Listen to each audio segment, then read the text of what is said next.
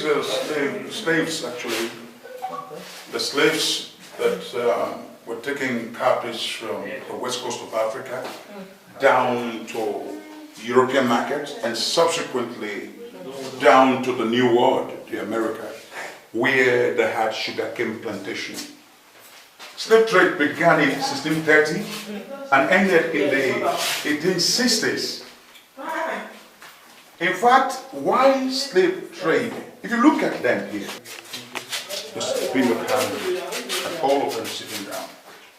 These were the slaves that were taken from the west coast of Africa down to the European markets. They were subsequently sold from there and then down to the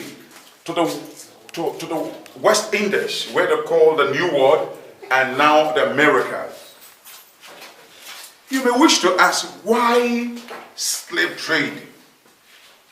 As at 1550 AD, coffee and tea as beverages had been discovered in Europe. You know, coffee is bitter, and tea also bitter, has this bitter taste. As a way of neutralizing or stepping down the bitter taste, they needed sugar, a neutralizer, which they found in sugarcane. And sugarcane had to be compulsorily, sugarcane plantation had to be compulsorily established in West Indies, that is the America. The original owners of Americas are the Red Indians. They tried the farmers there. They could not cope with the heat. So many of them died. They tried the English people. So many of them died. They could not cope until the suggestion came that they should come to the West Coast, where they had found, of West Africa.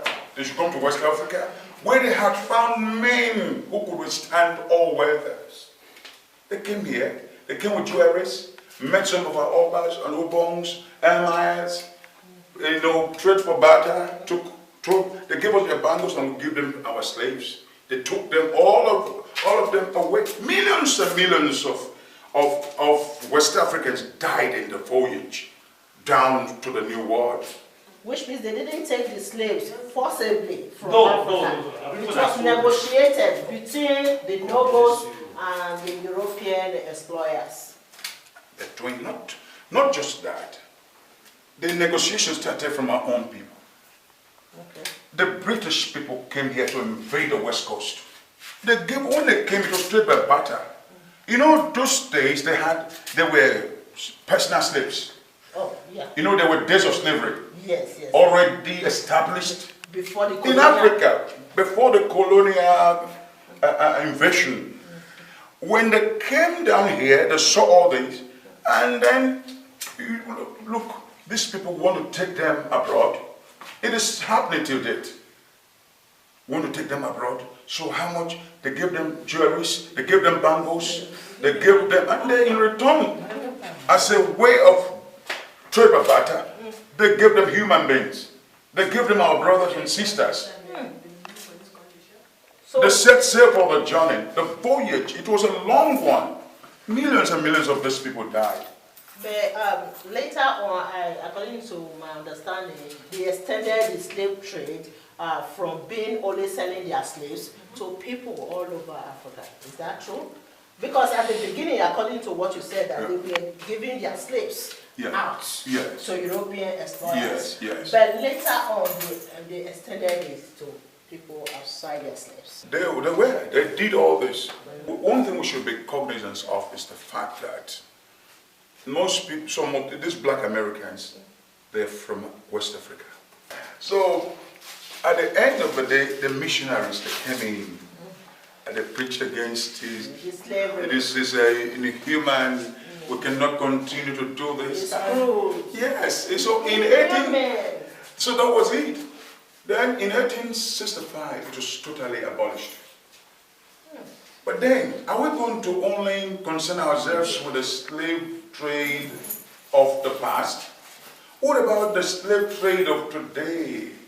Human trafficking. What about that? Slave trade. It's on. When our brothers and sisters will be made to trek miles from Libya to one country to another. And today, I want to join my voice with the voices of others, all well-meaning Africans. I want to join my voice with their voices to support the clarion call for the total abolition of human trafficking. Okay. It is totally ungodly. It is unacceptable to humanity. God frowns at it.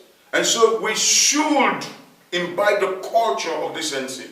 Is there 21st century slavery? Oh yes, that is exactly what it means. So this is a portrait of slaves in America. Slaves. They will say, find lots of slaves up for sale. Men, women, and children, not sold for any pot, just to settle an estate. Street cries like this called customers to the slave traders to select a likely servant or two. Humane owners try to avoid splitting up a family, but a husband might cling helplessly to his wife's hand, while the auctioneers chant elicited a bid that will separate them for life. Did you hear that? Yes. They will separate a husband and wife for life. The husband will go that way as serve as slave, and they will take them away, and they will take the wife to the other side, and the children to the other side. And they probably will miss one another for life. So you can see what they pass through. Look at human owners try to avoid splitting up family, but a husband might cling helplessly to his wife's hand, while the auctioneers chant eliciting the bid that will separate them for life. When Henry Cromwell of England sketched such scenes in Richmond in 1853, suspicious and angry dealers made him leave the market. Plantation slaves lived in crude cabins with the barest necessities a little distance from the owner's residence. Ships left British ports carrying cargoes of textiles, weapons, beads, tobacco, and other commodities. Arriving at the west coast of Africa, the ship's captains traded by barter these cargoes with slaves who had previously been kidnapped by African slave traders. From there, overloaded with slaves, ships sailed the West Indies and America. On board ship, the slaves were packed into the holds, barely able to move. Many died during voyage and were thrown overboard. Those who survived were traded for sugar, spice, rum, and tobacco, which were carried back to be sold in Britain. The slaves were frequently chained, using branding iron neck collars and leg shackles. Look at what is going on. Look at neck shackles, leg shackles. And ladies and gentlemen, let me also remind us that even while they worked at the sugarcane plantation, their mouths were padlocked to prevent them from eating from the sugarcane. Who wrote this? Professor Victor Wafo's research.